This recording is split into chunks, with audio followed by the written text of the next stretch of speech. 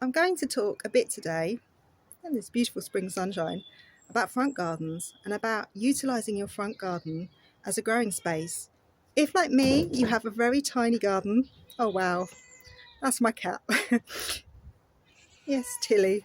Oh my gosh. If, like me, you have a very tiny garden, back garden, why wouldn't you use your front garden to also grow vegetables? Why not? So if I show you one of the projects I've started,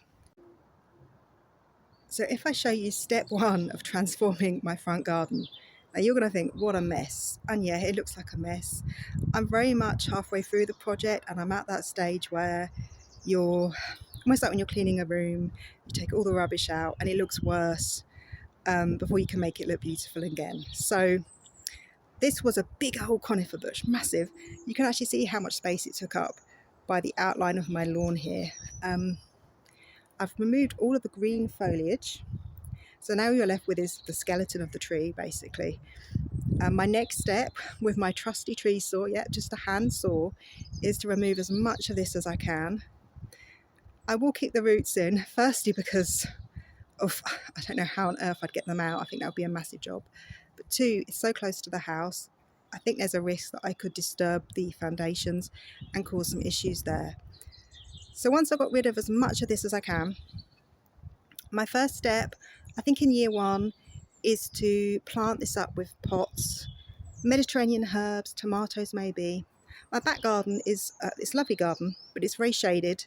It's surrounded by trees, so it's not very good for growing sun-loving plants. And this seems to be a much more of a sun trap than my back garden. So the perfect place to put herbs, etc. I think also pots is the way forward because given that there's been a conifer on this space for many, many years, I think the soil underneath is really going to be very poor and it's going to take a while to return that to good growing soil. So yeah, that's the first step. I've got other plans which involve potentially digging up some of this lawn so I can grow some more vegetables and flowers in here, maybe cottage garden style. But it's a lot of work, but very exciting. I see real possibilities and opportunities here. And I hope that's given you a few ideas about just generally thinking about, is there veg, etc., that you could be growing in your front garden that you're not doing? So that's it from me. And I'm going to show you the next steps on this channel as they unfurl.